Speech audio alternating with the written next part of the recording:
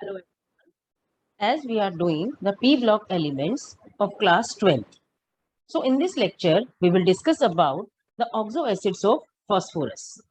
As you know, oxoacids of the phosphorus means they must have one P double bond O and at least one POH bond should be present in the compounds.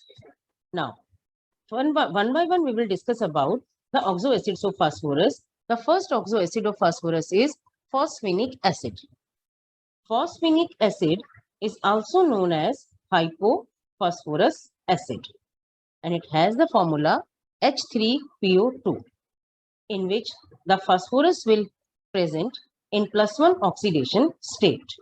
Now here you will see regarding the structure that it will contain the one P double bond O, one POH bond and the two PH bond and one POH bond is present.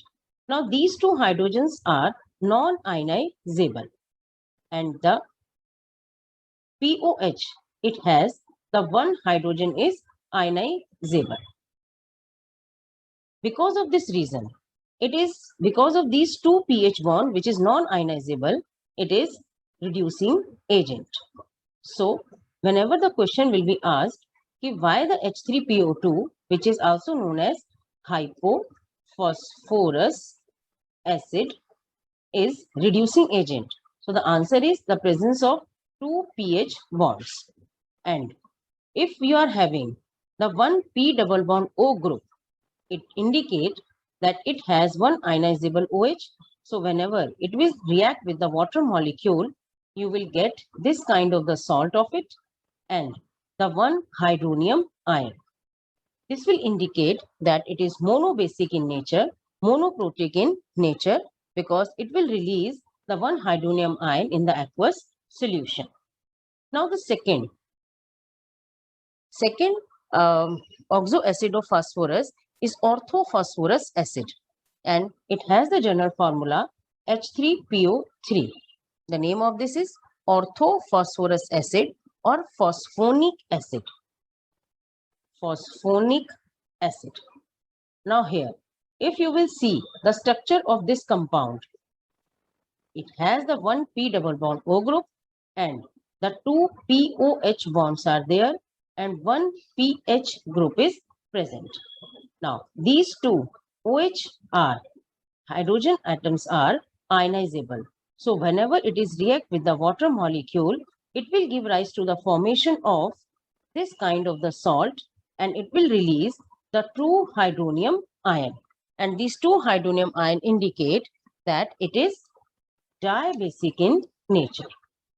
It is dibasic in nature, or you can say it is diprotic in nature, but it has a less reducing character as compared to H3PO2, which is the phosphenic acid, because it contains the two pH bonds and it will contain the one pH bond. यहाँ पर one pH bond present है. Now, if you will calculate the oxidation state of the phosphorus in the orthophosphorus acid or the phosphonic acid, it comes out to be +3. इसके अंदर oxidation state +3 होगी in case of H3PO3. When you will heat this H3PO3, that is the orthophosphorus acid or the phosphonic acid, it will give rise to the formation of H3PO4 and the release of PH3 gas. Phosphine gas will be released when H3PO3 will be heated. So it will be heated roundabout at 470-457 Kelvin temperature. This is the another oxoacid of phosphorus. So this oxoacid of phosphorus is known as orthophosphoric acid. H3PO4 is orthophosphoric acid.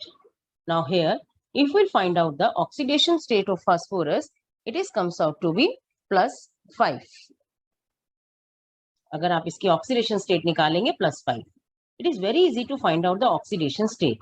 As you will see in this, that is 3 for the hydrogen, because the one hydrogen will shows the one oxidation +1 oxidation state.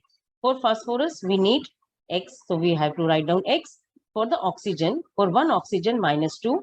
So for the 4 oxygen, it is -8. and it is equal to 0 because it is neutral in nature. So which is comes out to be X is equal to 5. So in that manner you can find out the oxidation state of the phosphorus or any other element. किसी भी element की आप oxidation state वो easily निकाल सकते हैं. Now here, if you will see the structure of this orthophosphoric acid, it is found to be like this, in which the 1p double bond O group and the 3 POH bonds are present, but there is no pH group is present. So you can say it doesn't show any kind of the reducing behavior.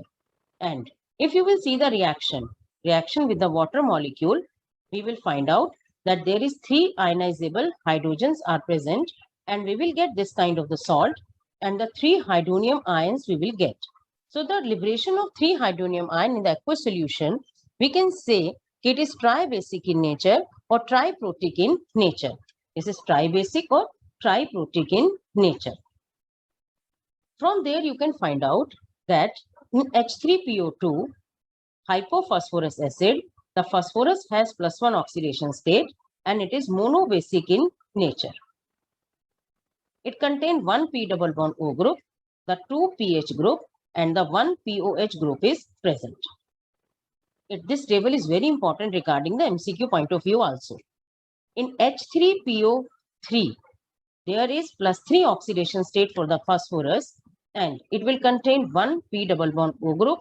There is 1 pH group is present and the 2 POH group is present, and it is tribasic in nature or diprotic in nature. Now, in case of H3PO4, which is the orthophosphoric acid, in which the phosphorus is present in +5 oxidation state and it will contain 1 P double bond O group. There is no pH group is present. कोई भी pH group present नहीं होता, and the 3 POH groups are present over here, and it is tribasic in nature. So in that manner, you can follow the MCQs or the assertion reasoning, case study based questions regarding the oxo acids of phosphorus. The one more thing we are going to be discuss here, what happens when H3PO2 is heated. The two reactions of H3PO2 hypophosphorus acids are there. If H3PO2 will be heated at round about 315 Kelvin temperature, it will give rise to the formation of H3PO3. What was that H3PO3? Yes, H3PO3 is orthophosphorus acid or the phosphonic acid, and there is a formation of PH3 gas, that is phosphine gas will be liberated. But H3PO2 will be heated, hypophosphorus acid will be heated greater than this temperature, more than this temperature, there is a formation of orthophosphoric acid H3PO4, and again there is a liberation of PH3 gas. So this was all about the oxo acids of the phosphorus, in which we have to discuss about the orthophosphoric acid, orthophosphorus acid and hypophosphorus acid. Now till here we have completed the 15 group element. So in the next lecture we will discuss about, we will start the 16 group elements. Till then, complete your work and find your problems.